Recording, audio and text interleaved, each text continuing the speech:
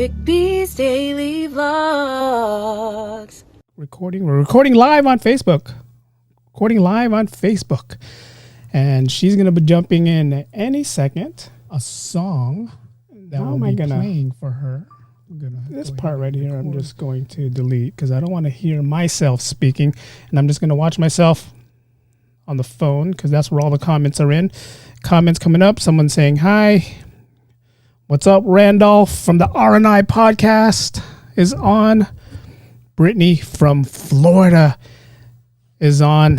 Janine is on. Happy birthday, Janine. Having fun at Disneyland. I hope you can hear that right there. I'm reading all these comments. Happy birthday, Janine. Happy 4th of July as well. Or is it May the 4th? May the 4th be with you. That's what it is, right? It's Star Wars Day. It is Star Wars Day. And I'm doing this live. I'm waiting for my guest to jump in. And we're going to do her right, man. From the Falcon and Winter Soldier, we're going to play... You have proved that you fight well. Now you can join us. We're going to play Amaz, Shanti Dope. And there we have her right there from the Falcon and Winter Soldier. We have Miss Jane Rumbaua. Hello. Oh my God. How are you? I am well. I'm great. Thank you. How are you? I am doing well. Thank you for jumping on the podcast vlog with me. I'm just going to turn off a couple things on here. An honor to have you on, man. I mean, just seeing you on the show and then knowing that you're a Filipina actress and on a big screen like the Falcon and Winter Soldier is like, wow, I got a bunch of people on here right now that was watching who are big fans of you, big fans of the show, big fans of everything else. But before we get on to the questions, there's going to be a lot of questions asking about your career. Let's go ahead and just introduce who you are and what you do and you know where you're from. Well, my name is Jane Rumbaua, and I live in South Florida.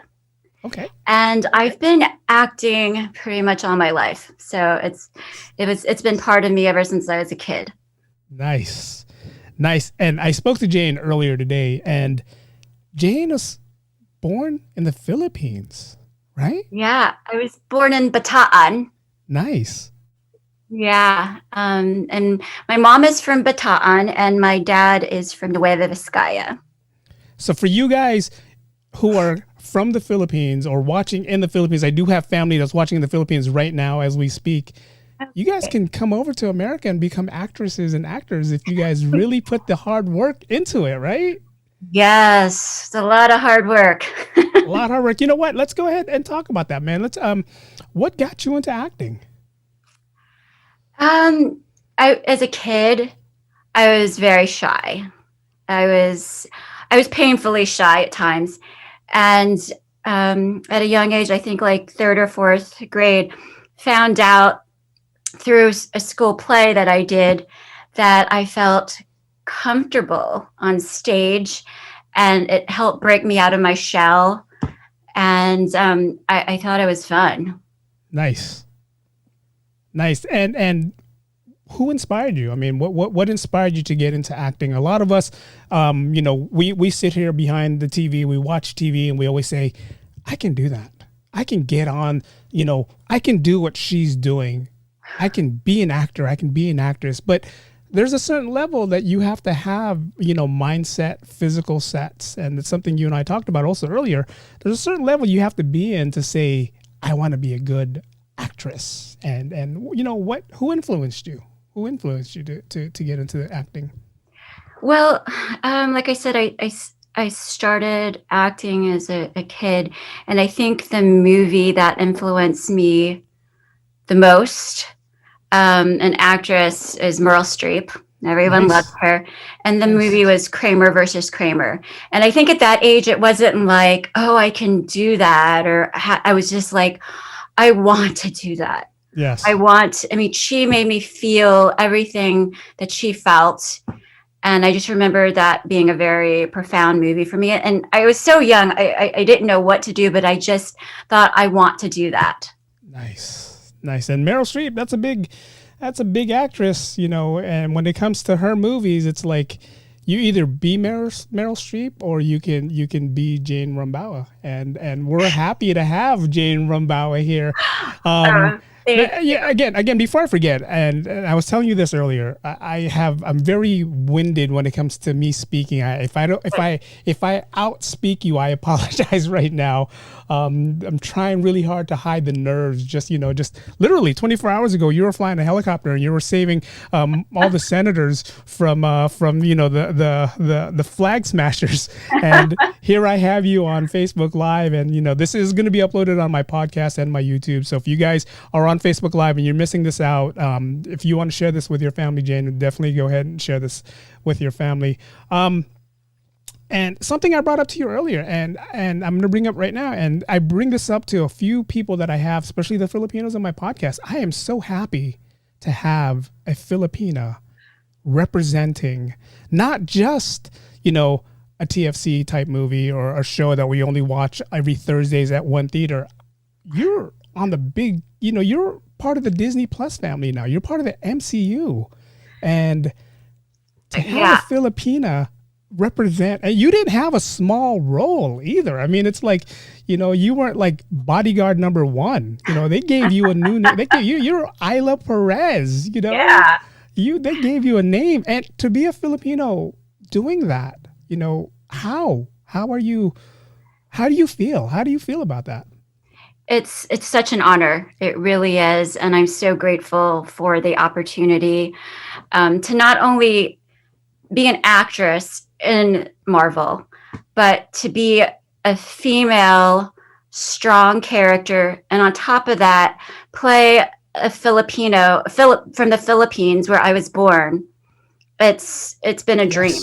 Yes. And I love that her character is more of as a helicopter pilot in the Air Force, it's more of a male role. So they really went out of the box and really made me a really strong character. And I am just so grateful for that. Yes, we'll touch on the whole Marvel thing towards the end. I want everyone's going to ask me the Marvel questions, but I want to touch base on you as an actress, and you definitely was picked for Ayla Perez for a reason, and it's all started with your the shows before you got to Marvel. One of them that I talked to you about earlier was Chateau Vato. Yeah. Where you played Mukai. Is that how you say the name? Mukai. That character, I'm going to end up watching this show just to see your character on here. You should. How was that? How was that for you? Your role there was just like, I don't want to mess with you. Yeah, you don't want to mess with this. So again, it's a really good story with the auditioning process. And again, that character is a badass. Yes. And she just takes control. But when I got the audition and requests to audition for Mukai, the breakdown said Asian. Yes. And then it said male or female. So I thought to myself, and then I read the script. He or she works in a pawn shop. So I decided, I'm going to make her as masculine as possible. Nice. So I put a dragon tattoo on my neck, and I didn't wear I wore a little bit of makeup, and then I put my hair back. Yes. And then I went in and combat boots and jeans, and and I had a real strong Asian, almost like gangsta accent, Yeah. It was just a very general Asian accent.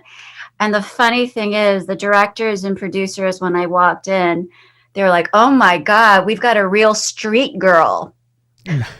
They thought I was really street, They thought these were real.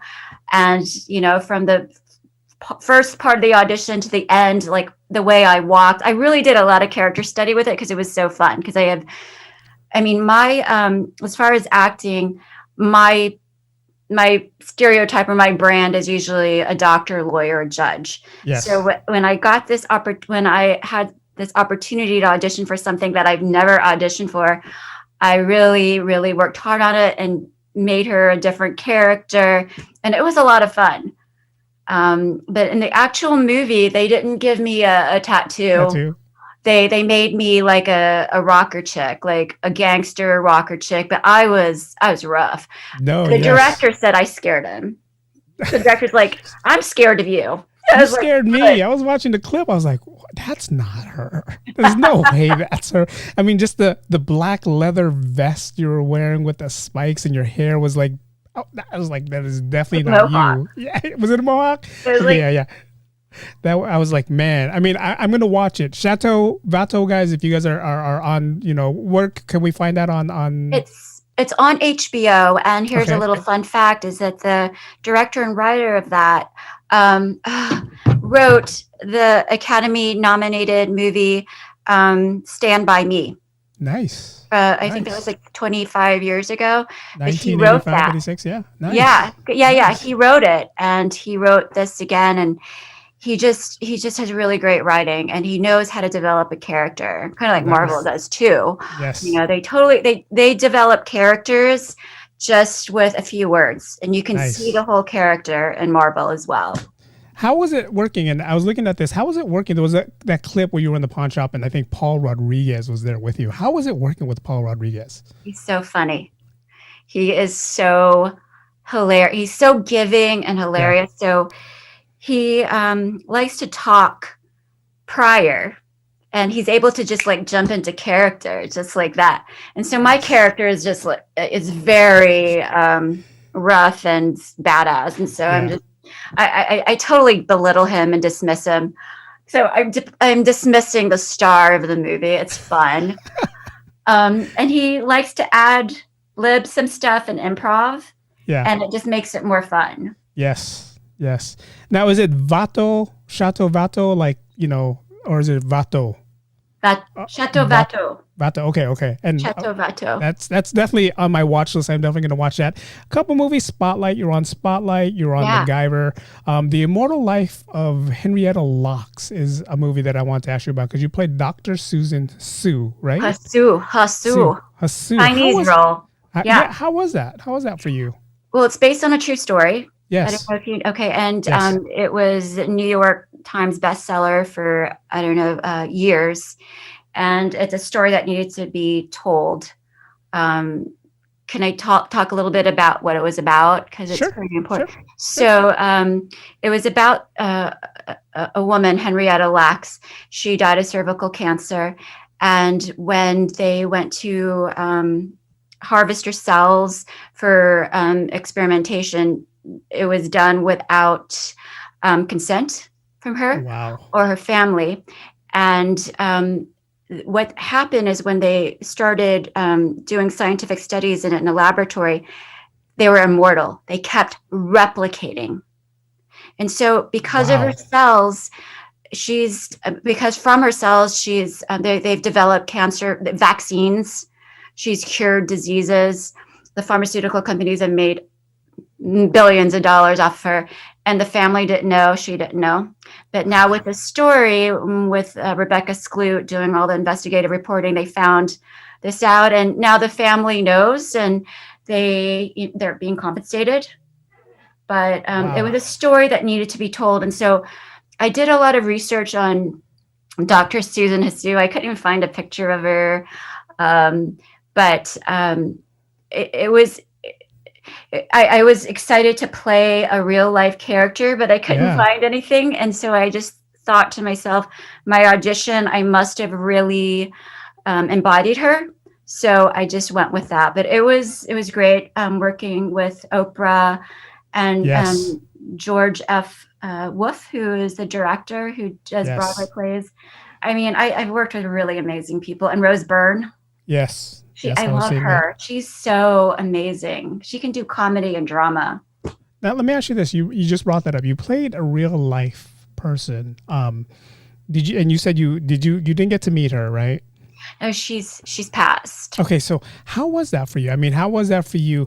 Like when you're playing like a Mukai, and you know the role that you're given, and now you have to play a real life person that someone, this person was living. Now you got to portray that character. How was that for you as an actress? What did you do? I mean, there's always people who talks about the method actors and actresses that really gets into character. Did you have to go into some kind of method acting to get into her character? I did a lot of character analyzation, and I the character, the way it was written, it wasn't sure if she was doing good or not doing good as a character. But I just did a lot of character study on her, and with the words, the words were just so well written. I just respected the words and the intention of the writing. Nice. But it was my first time playing a real life person. Yeah. So I hope I did her justice. You did. I mean, the movie, you know, I was reading your role in the movie, and everything about it was just nothing but positives. So, you know, for us who watches and to hear, you know, I saw the clips again. I was just watching clips because I didn't get to sit down and watch any of the movies, which I will as soon as this is over. Just me feeling you as a character was like, God, I'm believing this. Yeah, I'm believing this person. It's like we have to take away that this is a show that we're watching, but really, I felt like it was really happening at that moment. So Thank you put a lot into that, and I applaud you for that. So that's kind of nice. Thank you. And something interesting about that character is when I went to audition, I was auditioning for Dr. Susan Hasu in her mid-30s. Okay. But then later on, after I booked the role, they wrote more lines. They wrote more for me. And they actually age progressed me to age 75. I don't know if you saw that picture. Oh, wow. Yes, I did. They age progressed me to 75 with the gray. It took like 2 hours to do the hair and makeup. And I, made my voice older. But that was a great opportunity to like have a 35-year-old and be age progressed in a movie. Yes. I was like, this is amazing. Nice. But us Filipinos, we age well. So even at age 75, we probably really look like we're 35 anyway. So that's what they say. So bring to the point that I brought up. So you played a Chinese doctor in here, right? And I brought this up to you earlier when we had our conversation. And my whole thing about we need more Filipino actors and actresses in Hollywood. And when I mean we need more, I have this vision of having a show out where it's just Filipino based, right? Filipino director, Filipino main actor, Filipino main actress, supporting actor, all that, your clothing designer is all Filipino. Even your caterer is a Filipino or Filipino family, only because there's so many shows out right now that us Filipinos were either playing a Chinese character, a Japanese character. Nico Santos is the only person that I can think of who in Crazy Rich Asian did a really good job playing a Chinese character, but that's not what I want us Filipinos to be represented as. It's like if Nico said, hey, I'm a distant cousin and I was from the Philippines, then I would have been like, cool, you're at least mentioning the Philippines, right? Where here at Disney, what they did for you was you were a Filipino Air Force pilot. So that's one, you're representing our country in the Philippines and you're representing the Filipino community. And this is something where I hope if Disney watches or listens that we can expand to where we can have a all Filipino cast show. Whether it's a Disney Plus series, whether it's, a mainstream movie that's going to be shown on a mainstream theater. Mm-hmm. This is my vision. And having someone like you on a small screen like Disney Plus and playing a Filipino character is exactly what my motto is. We need more Filipinos in Hollywood. This is actually a motto I took from Joey Gila, who, comedian Joey Gila, who said that we do need more Filipinos in Hollywood. Shout out to Joey Gila. We do. I would definitely love to see you in a leading role, playing, a Filipino tita, Filipino, cousin, something like that where we as Filipinos can be proud of and say, wow, this is us. This is where we came from. And, again, you being on a show like Disney Plus or Falcon and Winter Soldier representing the Filipinos, man, it's to me, being a Filipino, being born in the Philippines, being raised in San Francisco, makes me proud of being a Filipino. Just watching someone like you, giving us hope. You give us hope. It's like we don't just have to be that Asian character. We don't have to be, Doctor Number One or whatever like that. They gave you a name. That's what I love about it. Yeah, I hope that this opportunity that I have with Marvel will open doors for other Filipinos. Yes. And your vision of having a show with all Filipino is actually my dream as well. So when you told me about it, I couldn't believe it, because that's my dream. Yes. And to have a job as a series regular on a show with all Filipinos, it would be a dream. It'll be a party all the time. It'd be a party. Yes. Yeah. It'd be like family party all the time. Exactly. There's going to be a lechon every time during lunch. It's Yum. just sitting there. We're also going to have our, cardiologist and our doctors just making sure our blood pressure is good, because, can't go on show today because of our gout. Well, we have gout. I can't film today. But man, that's again inspiring to us who are sitting here and says, this is going to happen for us eventually one day, where you made it happen, and you made it on, the small screens with a big background. And when I say big background, Disney is a big thing, and doors are open for you. I mean, it's like, Ayla Perez could also jump from the whole MCU universe. You don't just have to be a Falcon and Winter Soldier. Now you could be, Loki. Loki's coming out. There's a bunch of Captain. What else is coming out? They have the Eternals coming out. All these opportunities for you is going to make us Filipinos proud. As long as they keep you, Ayla Perez, the Filipino Air Force pilot, I'll be happy. I'll be happy. I hope and pray for that. Yes, Disney, make it happen. But question that I have for you: you went to school with the legendary Burt Reynolds. Well, he was my teacher and mentor. Nice. Here, where I live near Jupiter, he had a film and television academy here, and you have to audition to get in the master class with him. And I auditioned and I got in the class, and it was wonderful. He is so generous and giving, and he instilled in us that the business we picked is hard. Yes. It ain't going to be easy.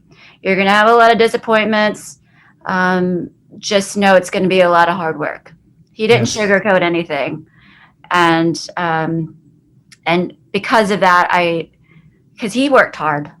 Yes. Things were not given to him, and he prepared us for that. So I'm so grateful that I was able to learn from him. The people you met throughout your life in the movie business, and people that you worked with, who would you say is your favorite? I don't want to say favorite. That's kind of a hard word. Yeah. Who would you say is the most memorable person that okay, you met Burt Reynolds. He gave you the gist of being an actress, but you also met Oprah Winfrey. You met, George Lopez. You met Anthony Mackie. You met all these characters. Paul Rodriguez. Actors. Paul Rodriguez? Yeah, no, Paul Rodriguez. You said... oh, yes. You said someone else. I said someone else. Some Lopez. Oh, I put George Lopez. It's the other Latin actor. I apologize. Latin. Yeah, I apologize. Who would you say you can take away from what they taught you? And I'm pretty sure when you work with Oprah, she taught you something on the way in acting.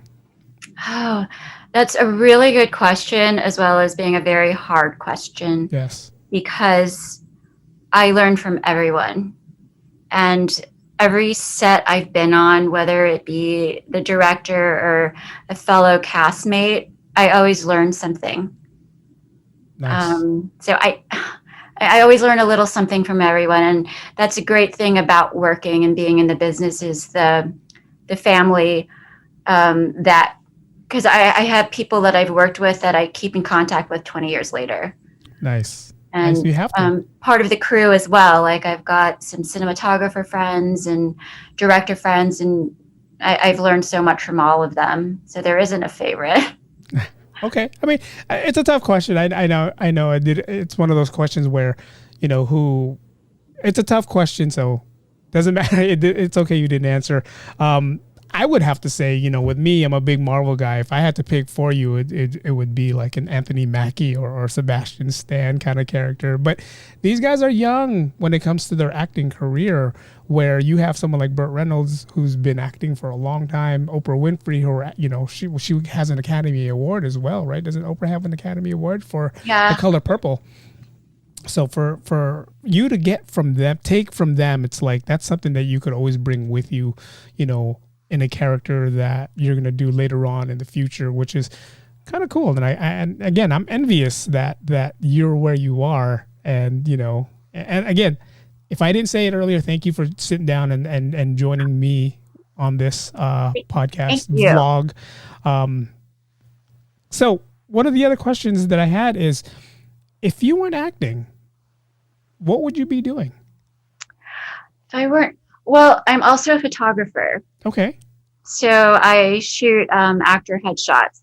So if I actually now, when I'm not acting, I do photography. I actually did photography as a young child as well. Nice. And I used to develop my own film. Wow. So yes, I've always enjoyed photography and acting. So that's what I would be doing. For you young people who are watching on Facebook Live, film is something that we used to use for cameras back in the days. Nothing's digital. Everything's digital now, but film is something we used to like. What's a film? What developing? What are you developing?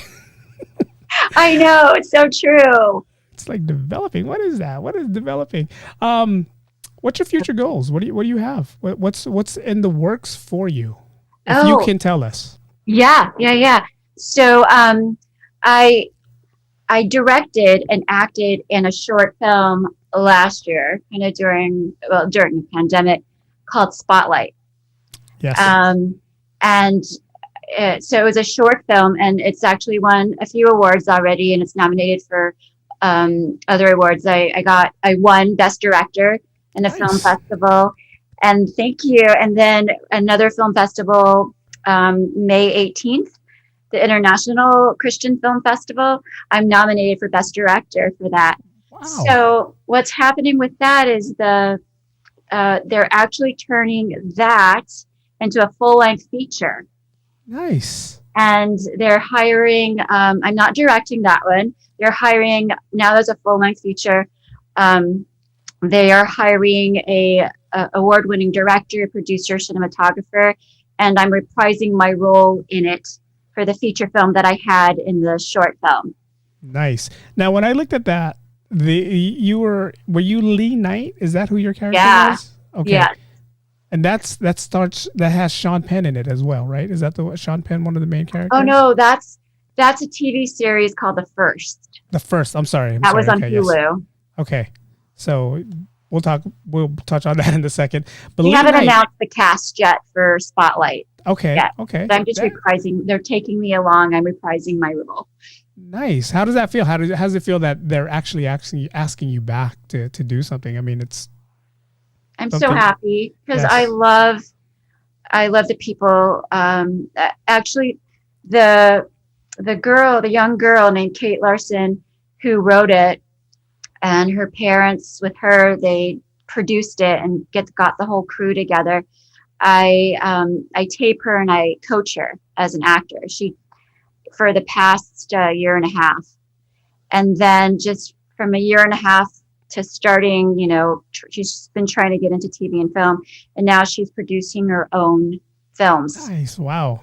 So it's a wonderful family, and now it's a corporation that they've started, and nice. I'm grateful they're bringing me in for the ride. They on her journey. She's only 14 or 15 years old, but she's an old soul, and she's so smart, and she's so gifted, and she's a hard worker. So nice. I'm glad that I'm part of her journey as an actress. Nice. How does that make you feel that someone that you trained or you helped is now doing something, something else, or staying with the same thing, but has moved on to a bigger project? Yeah, she's It's like moving forward. I'm so proud of her. Yes. And I'm so happy for her. And just to watch her growth in a year and a half blows my mind. I mean, Nice. she's just, it's so nice to see young people so driven and work so hard, because people don't understand, like, these auditions that we have. We tape them because I live in South Florida, and a lot of my auditions are in Atlanta, LA, or New York, and we tape them.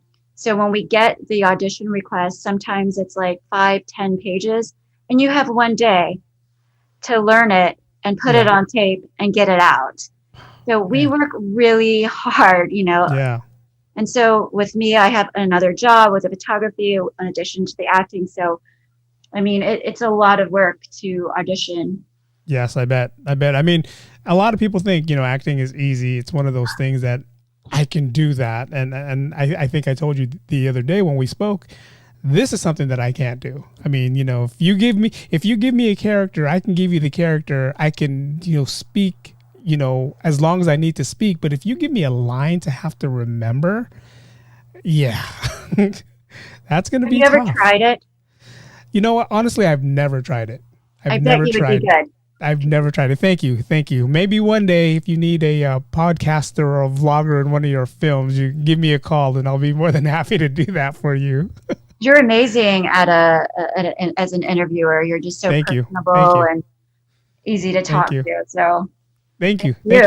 I try to make it easy for all of us. So that way, I mean, like, you and I spoke earlier, and I said, you know what? You're nervous. I'm nervous. We're both nervous, but we'll both cover each other's nerves if I just keep talking to each other, which is cool. And you're doing a great job, by the way. So really, thank you. Yes, you are. For you guys who are watching, this is Jane Rumbaua again from. I have to look up. Jane knows my secret. Jane knows my secret. I have to look up there. It's not a common Filipino last name, so that's why I was having a hard time.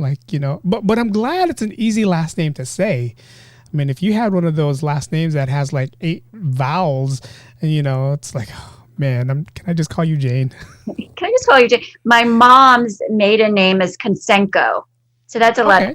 That's more, typical. Conseco, I mean, Conseco. I like Rumbaua. The only reason why I like Rumbaua is because when I asked you to say it, I said it, and literally I forgot how to say it. That's why I text you with the hyphenetic way to say it, and you're like, no, it's this way. I'm like, all right, Rumbaua. Thank you. At work today, that's all I kept going. You can ask my cocoworkers. It's like, hey, Rumbaua. I would Rumbaua. answer to anything, just as long. Yeah. No, I got to get it right. I got to get it right. It's like if it's one of those things where if I said the wrong last name, or if I said Rumbao and not the wow, it's like, dude, you're saying my name wrong. It's the last thing an interviewer want to do is is mess up the name. So the first thing I got to get is the name right. So thank you for having an easy name to remember.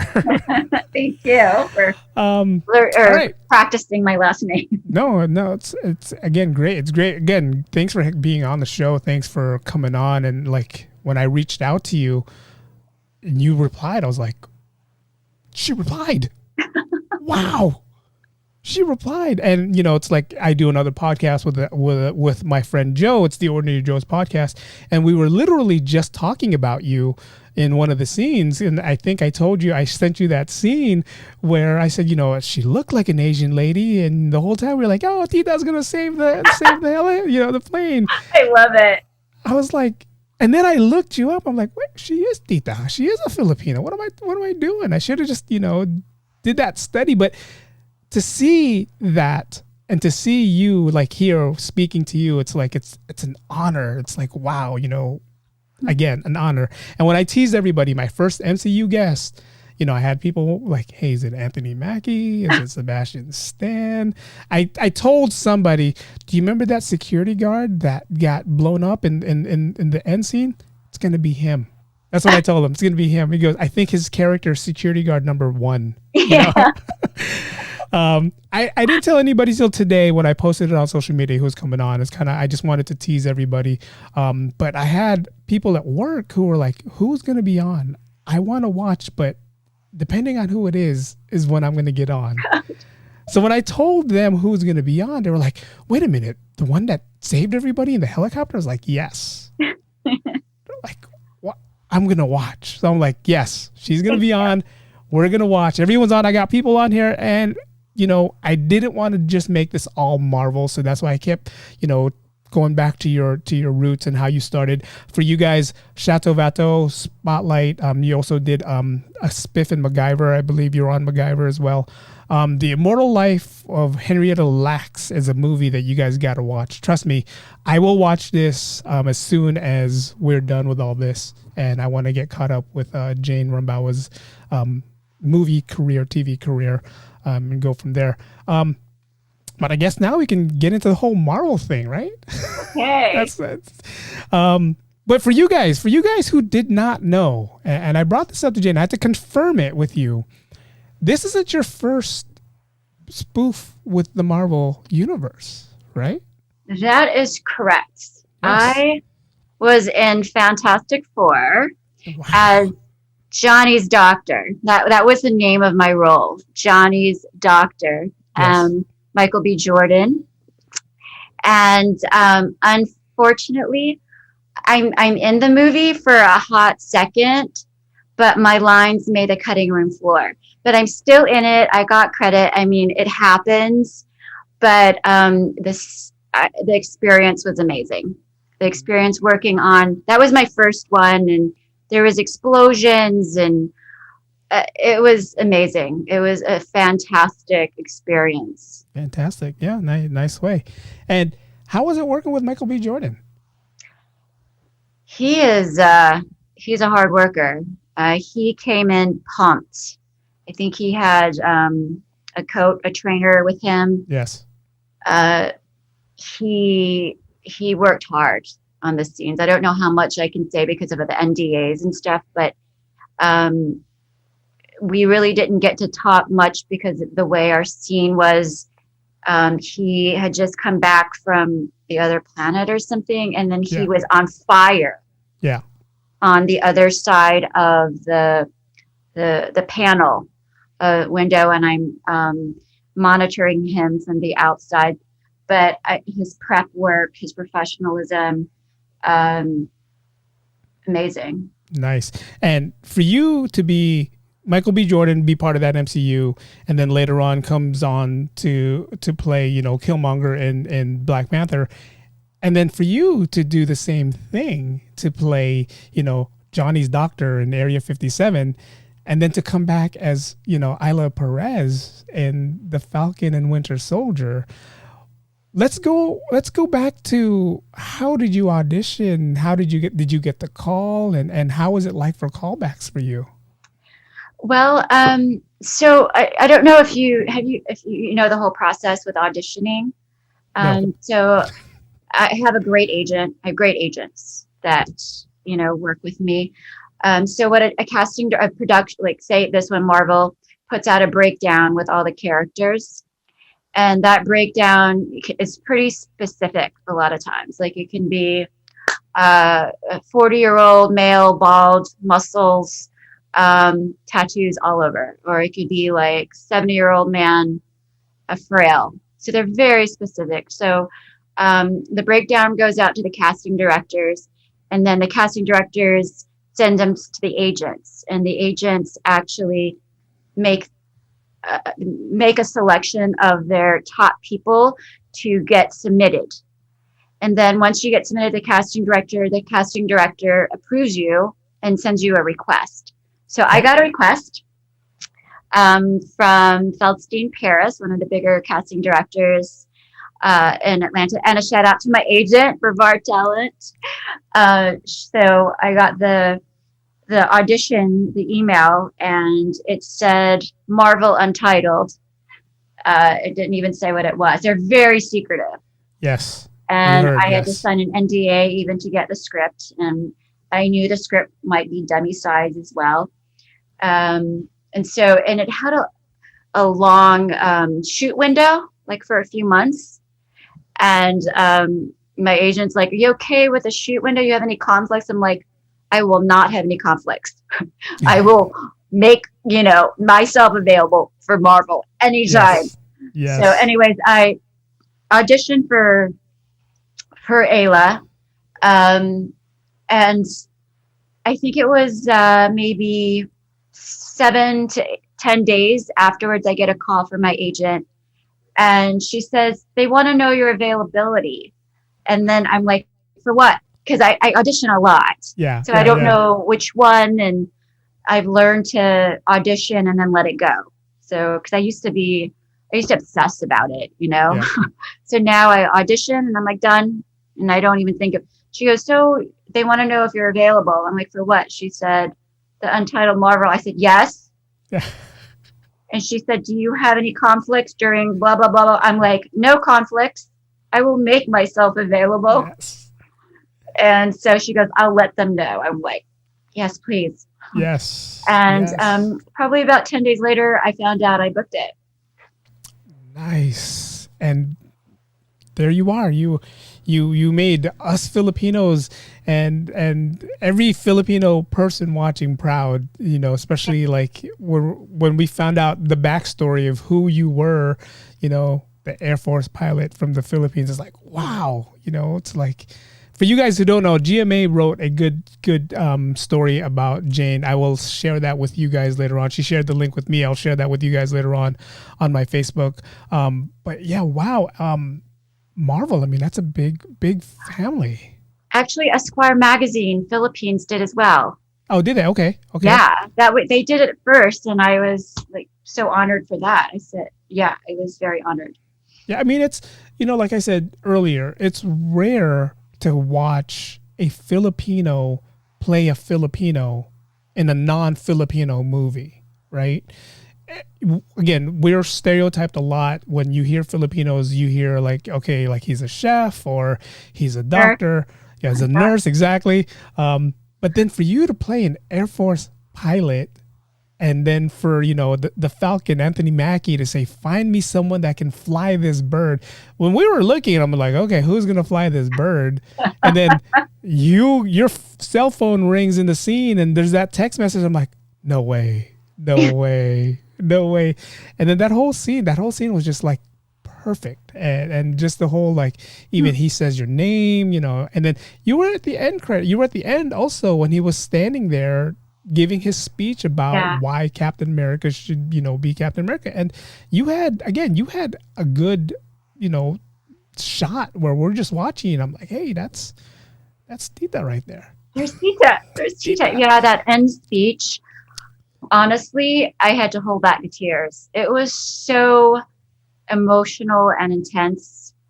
And I just remember thinking, I don't know if I should cry now, but I want to cry. So I held back the tears. I was strong, but that moment was very emotional. Yes. I mean, I was watching and I felt it. And I was like, this is better than, Chris Evans' Captain America speech, It was really good. It was very emotional and intense. And you could feel it. He's such a great actor, Anthony Mackie. Yes. Yes. Funny. It's funny. I'll tell you a story. When I first saw him on Captain America and I said, really? This guy's going to play the Falcon? And the only reason why is because he did the movie 8 Mile. And he did that with Eminem, and he played like, Papa Doc, the rapper. In that movie, he was the most negative person in the world, right? And then for him to be part of the Marvel, family and to play the Falcon, if you follow the comic book, Falcon is, Captain America's right-hand man. I was like, all right, let's see what this guy can do. Let's see what he can give us. And for him to actually take a character and make it his own, I'm like, this guy needs more. And before Falcon and Winter Soldier came out, I was like, this guy needs his own show. Oh, you did? Yeah, I said that. I said, this guy needs his own show. And then sure enough, Falcon and Winter Soldier comes out. And I'm like, they need to put him on top of everything and act more because he's a great actor. He really is. Yeah. And I'm glad this movie, not taken away from you, but I'm glad this movie was more towards him, his development as Captain America. And they kind of put Sebastian Stan towards the back burner, right? Which which I only believe, and I believe that they're going to give him a bigger role later on in probably a different show, a different movie. But just to see Anthony Mackie go from, 8 Mile to Captain America is like, wow. Yeah. And you were able to stand with him and work with him. It's like, again, you don't know how many people are like, wow, you got to work with Michael B. Jordan and Anthony Mackie. But I'll tell you, he's so nice, Anthony Mackie. Yes. As a supporting actress, you go on set and people that have been working on the set for months, they all know each other. But when you're a supporting actress, you walk on set, you don't know anyone. But he was very nice and welcoming, joking with us, calling us by our first name. And then when, the camera started rolling, totally professional. But in between, he wanted us to feel comfortable. He wanted to know about where we're from, where we're actually in the Philippines, and where do we live. He was just so welcoming like that, and he didn't have to be. Yeah. Sometimes actors just stay away. Yeah. But he stayed there and talked to us, and he's funny. I don't know he's really funny. He's got a great sense of humor. That makes it more comfortable for you guys, right? For you guys who are, there to support, but the main characters are actually acknowledging you by your name, not just like, hey, Air Force pilot kind of thing. That's more makes it more comfortable for you guys as well, right? Right. And the director, Kari Skoglund, who's amazing. Yes. Amazing. She was the same. She was so professional, called us by our first name, and she, her directing was brilliant. And I think just the whole atmosphere on the set was very positive, professional, and so creative. But it was fast. Yeah. It was. I'm honored to have been directed by Kari and work with everyone, the whole cast and crew. It was amazing. No, you again, you inspired a lot of us Filipinos, and not just, the whole storyline of the Falcon and Winter Soldier. It was the storyline of a Filipino girl born in the Philippines, made her way across to America, became an actress, did the little roles she needed to do to be part of this whole big MCU family, and to be represented as a Filipina was like, wow.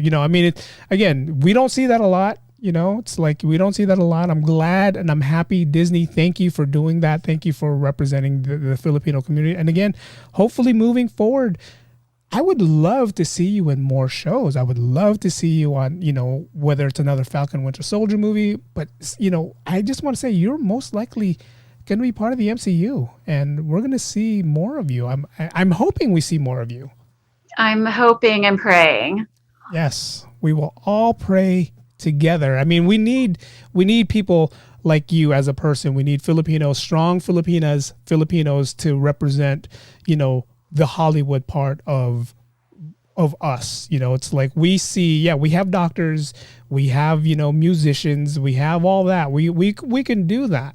But we need someone like you, a strong Filipina person, lady as well, to get out there and show Hollywood that, hey, us Filipinos can do it too. And we don't have to be stereotyped as, I'm not going to be your lumpia chef or your adobo chef to do this for you. I can be a character, an actress, a serious actress, and still represent who I am. And I love that whole thing about what you did and what you're doing. And I'm thankful Disney gave you that role. I am too. I'm thankful that it was, I would have taken any role, but to have the role that I had as a strong character. And I don't know if you, some people did a freeze frame of the bio of my background in the Philippines.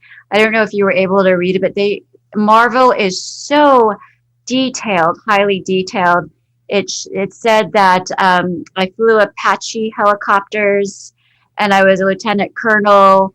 I flew Chinook helicopters, and Yeah.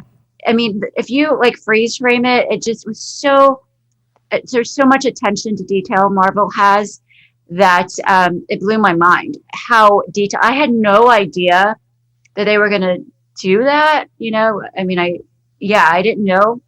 But when people have, it's really a quick second that people have freeze framed it or screenshot it. And it's so detailed. I don't know. Read it next time I'm going to have to look that up. Yeah, it's Philippine Army. And I'm a delegate. They were just so detail oriented with my background, showing that I could fly this helicopter. Nice. Yeah. Nice. And you know what? This is Asian month, right? And to have you on our show representing, the Philippines, man, again, a big honor to have you on. And, you are definitely part of this family now, the daily podcast with me, Eric B. So if there's anything you want to come back on and touch on, if you want to plug a show or plug a movie, anything, feel free. You have my number. Text me, call me, let me know that, hey, Eric, I want to talk about this. Are you free? I'll make time for you. I'll make time. I almost called you Ayla. That's okay. I'll make time for Ayla Perez. Actually, people, I've received really good feedback on social media, and people are calling me Tita Ayla. Nice. Yeah, that was going to be one of my questions. It slipped my mind. What the feedbacks you're getting as when this ended? What are your feedbacks? What are you getting? You're getting a lot of positive feedbacks. A lot of positive feedback. I mean, I knew my family and friends would be so happy for me and just go, "Oh, great job." But what I wasn't expecting was the positive feedback I've received from the Asian community. I mean, all ethnicities, but the Asian community, especially the Philippine community. I've had, the strong message that I've received from the Philippine community is that representation matters. Yes. And I agree 100%. But what's really touching for me is one Filipino young girl said, when she saw me flying that helicopter, she actually started to cry because she saw a face like hers on the TV. Yes. And I cried. And I read it. I'm like, that is amazing. Thank you so much. And then another... You're going to make me cry. I know. Don't cry. You're going to make me cry. So, no, but and then another one, a mother and her young daughter, she said after they watched it, she said her young daughter said, I want to be a helicopter pilot, like Ayla. I had no idea that my character, that it would make, an impact like that for Filipinos or just female or just anybody. Yes. I had no idea. It did. I mean, seriously, when we did that podcast and we said, hey, Asian Tita, Tita's flying a helicopter. Literally, as soon as we got off, I searched and I said, let me see who this Filipino helicopter pilot was. And I saw it was you, and I read the bio and I'm like, oh man, she is Filipino. She was, she is Tita right there. Tita. And then I did a little more research and I was like, wow, this person, Jane, has some good stuff that I want to expose. I want, it's like people know who you are from watching the movie or the show, but I want people to know who Jane is, the actress as well. And when I reached out to you, just like you and your auditions, right? I reach out to so many people and I'll get maybe that one or, hey, get back to me after July. I'm really busy. You got back to me in a good amount of time to where I still remembered who was getting back to me. And I was like, I was looking at my phone. I was like, she really did get back to me. Well, I looked you up, and that you focus on Filipinos, and that's all I needed. I was like, yes, when? Yes.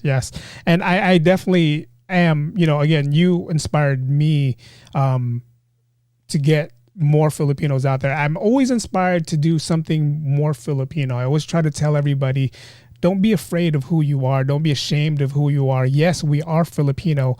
Yes, we do have, some of us speak with accents, but that's who we are. That's what makes us, Right. That's, we have accents that some people find attractive. You know, it's like, wow, you know, I hear this accent. It's like, where are you from? You know, hey, I'm from the Philippines.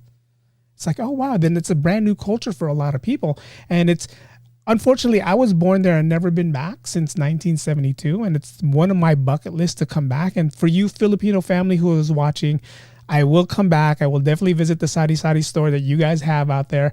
I definitely want to go check that out. But yeah, I mean, it's just like now for you to be represented in not just the movies, the big screen, but to be represented in a big family like Disney and Marvel. It's like for all the kids who are watching, who wants to be a helicopter pilot, who wants to be an actress, it can be done. It can be done. It's just, you know, the hard work you has to be put in. And you know, with this podcast, I told you yesterday, I started this podcast because of the pandemic, and it was something that I needed to do. I like to vlog. I like to go out. I like to shoot videos. I like to do all that. But when I couldn't do it, I said, let me find a way to reach out to other people, but still be safe in my own home. So this came up. And then this is letting me meet people like you yourself, you know, Joey Gilla. I got to meet Joey Gilla. And it's just, to me, it's like we're doing this for a reason. You're being an actress for a reason, to reach out to people, to either want to become actors. I'm doing this to reach out to people, to let them know that, hey, there's bigger things that we can do with our lives than the regular 9 to 5 that we do. You know, do I want to do my 9 to 5 every day? Right now, that's what pays the bills, right? But eventually, you know, you might see me as security guard number 5 in a Marvel movie one day, you know? Why not? And those roles are hard to get. Even, yes. You know, security guard number 10, you have to audition. Yeah. I mean, they don't make it, they don't make it easy. So, I mean, it's hard work, even, you know, Asian girl number 5. Yeah. I told you when Nash Bridges was being filmed here in San Francisco, for you guys who don't know Nash Bridges, Don Johnson's show back in the late 90s, early 90s, late 90s, they were filming their series here. And to just get a audition to be part of Nash Bridges was difficult. I mean, here I am, an amateur who doesn't even know anything. It's like, hey, I'm going to try to audition for this just to see if I can actually get on. And then when they call you back and say, hey, we want you to come back and we want you to read this line, and you're like, yes, I'll do it. Right? I'll do it. And then for them to say, okay, hey, can you come back and we'll shoot a couple scenes, and will you be able to make that? I'm like, does that mean I'm part of the show? They're like, we're going to have you in the shot, but you might not be part of the show. And just like you said, the cutting, you sometimes you don't make it because everything falls on the cutting room floor.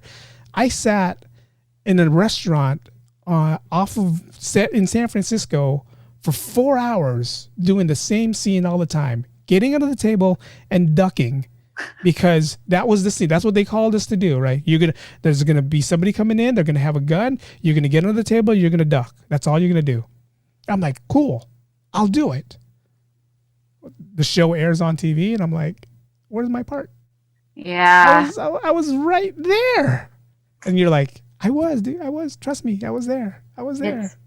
It's heartbreaking to make, but I've learned to have a tough skin with it and know that it's just part of the business. And all I can do is go in, do my best work as an actor, and then let it go. And if I make it in, then I do. And if I don't, then I've had to like do a lot of mind games with myself and mentally prepare myself a lot of times for. We have to. I mean, we have to. I mean, there's, for every audition, there's going to be that one positive outcome for everything. You know, like they might say, no, we don't need you right now. Or they might say, we do, and we need a helicopter pilot to fly a helicopter. Can you come on and do it? And, you know, here we are. Yeah. Here we are. I got a question here from Facebook. Someone said, did you really fly the helicopter? Did I really fly the helicopter? Did you really fly the helicopter?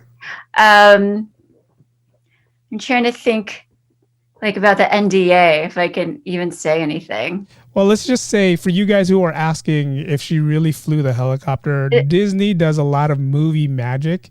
Yeah. It's almost like saying, was Anthony Mackie really flying next to you in the helicopter during that one scene?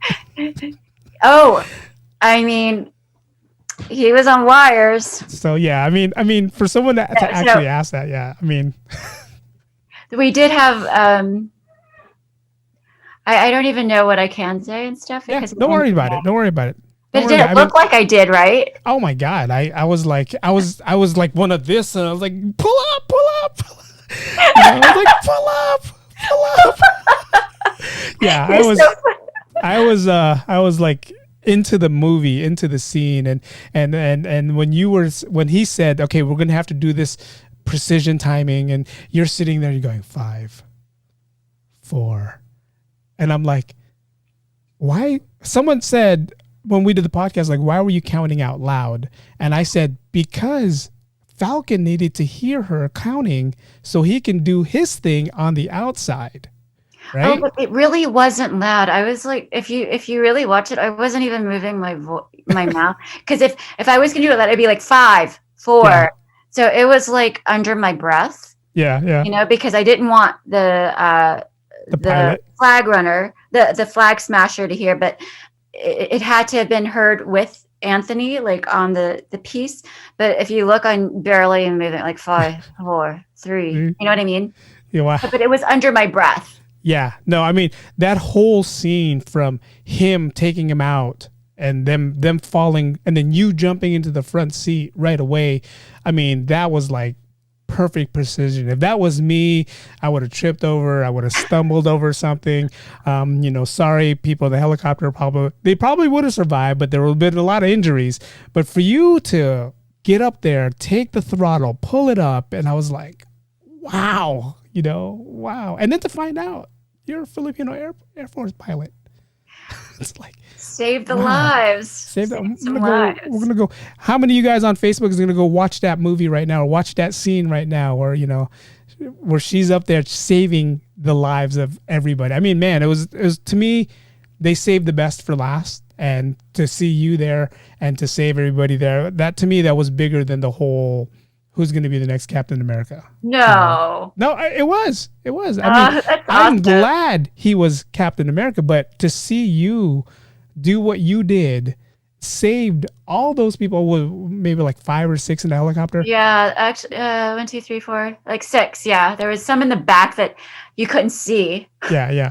And yeah, for you to do that, that's like, wow. She's the hero here. She saved everybody here. That was so cool, though, to be a human and to save lives on a Marvel where everyone else is, super, heroes. So that was, I still can't believe it sometimes. Yes. I got a question on Facebook. I think we answered this already. What inspired you to be an actress? This is from Michelle. Oh, hi, Michelle. It was when I was young, and I watched with my parents Meryl Streep and Kramer versus Kramer. Yes, that's a classic movie on its own. And for you to be inspired by Meryl Streep is like, you're going to do something. You're going to be good. And again, I'm happy you're here. And I'm going to give you, this is something I should have gave you earlier, is the round of applause that you definitely deserve right here. Thank you. Thank you for coming on. Thank you for sharing your story. Thank you for everything that you've done. Thank you for being a Filipino actress, and continue, nothing but good luck and success to you moving forward.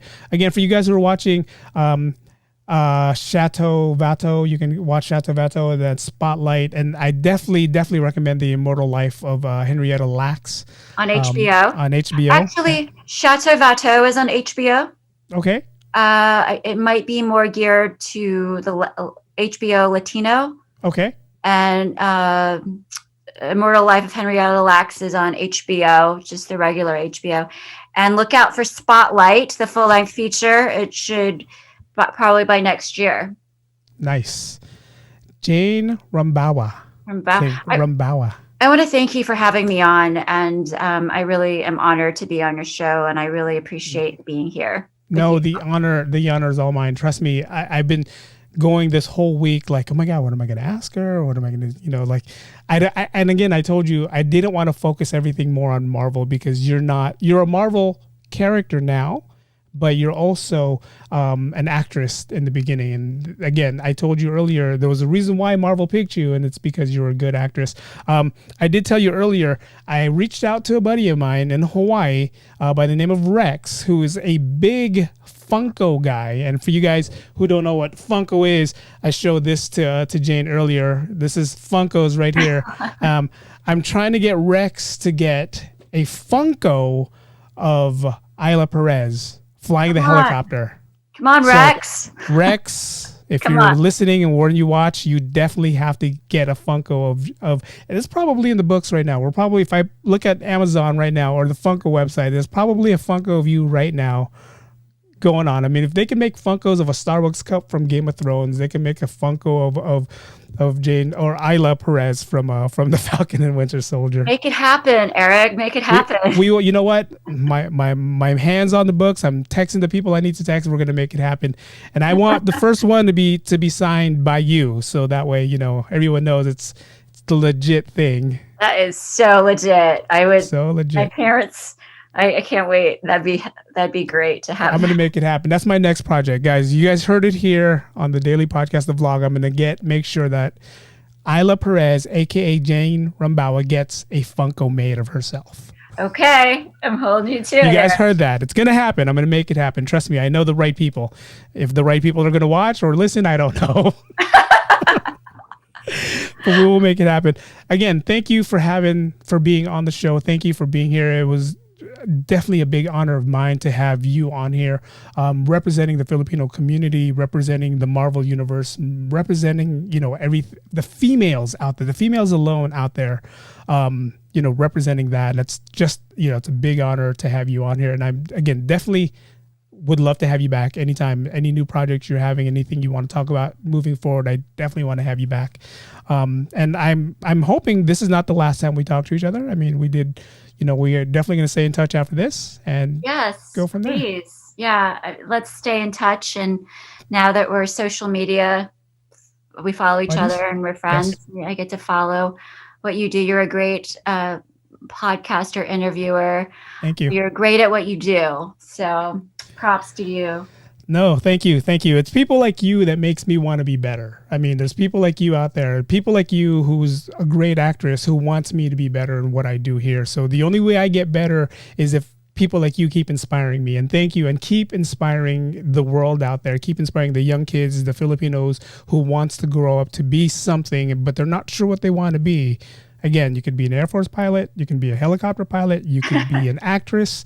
If you want to be a nurse and a doctor, that's totally fine too. It's nothing wrong with what you want to be, but someone like Jane Rumbaua to be an actress is a big inspiration to all of us. And again, you make me want to be better in what I do here in this podcast. And moving forward, we're definitely going to do something together Filipino wise. Let's try to get this show going. Let's try to get the Filipino community as one, and let's come up with a show. Let's come up with something that Filipinos can say, that's who we are. We're Filipinos, be proud of.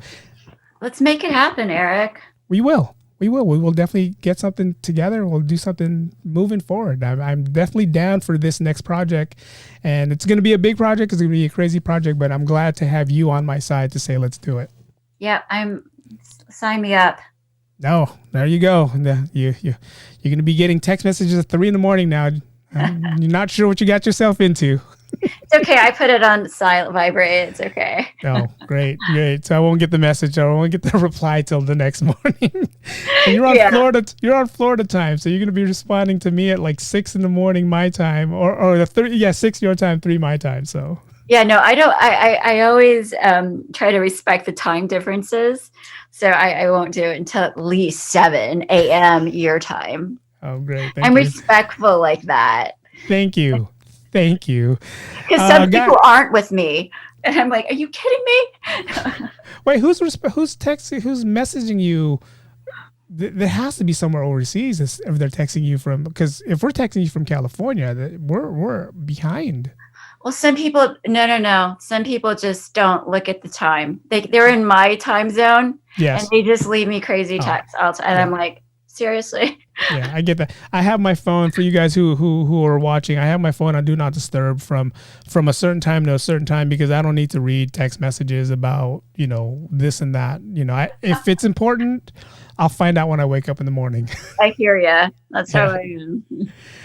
Jane Rumbaua, thank you for being on the Daily Podcast with me, Eric B. This is going to be on Facebook Live. People are still watching, and I'm going to upload it on my YouTube channel, and I'm going to upload it on my podcast. So if you guys who missed it, you can watch it on YouTube, or if you guys who don't like to watch and, see this beautiful lady on YouTube, you guys can listen to us on all the podcasting platforms.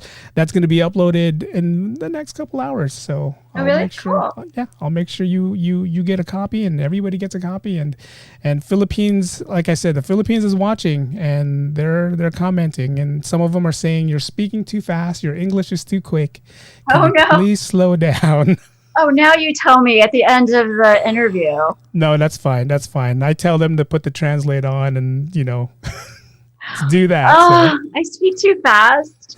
No, they're saying I speak too fast. Oh, We both speak too fast. So no, you were perfect. I understood everything you said. So don't worry. I understand everything you said. Yeah, but I do speak very fast. Yeah, no, so do I. Trust me. If you and I had a conversation together and somebody was watching us, they'll probably be like, what are these two talking about? Yeah. All right. Jane Rumbaua, again, thank you for being on the show and wish you nothing but success and luck in the future. I can't wait to see you on another Marvel movie, a Marvel show, whether it's, the Falcon Winter Soldier, whether it's on another show. I can't wait to watch you on there. And I hope your role is a bigger role moving forward. I hope so. From your lips to God's ears. You're going to be the senator. I'm telling you, I'm calling it right now. The Philippine delegate. The Philippine delegate. No, I want you to be the senator. You're the senator. The guy who played the senator. That's who I want you to be. Oh. You saved lives. You saved all these people's lives. Marvel, make it happen. Make Miss Perez the senator of that universe. Okay, I like that too. Yes. All right, Jane, thank you for coming on again. Thank you for being on this show with me. And if you ever want to be back on, I will definitely have you back on. Heartbeat. I'll drop everything I need to do to get you back on. Oh, thank you so much again. It was fun. All right, Jane. Good night. Take care. Bye-bye. Bye. That was Jane Rumbaua. Thank you guys for watching on the Facebook Live. And thank you for Jane again for coming on. I will definitely, this has been fun. I mean, this is crazy, right? Crazy fun.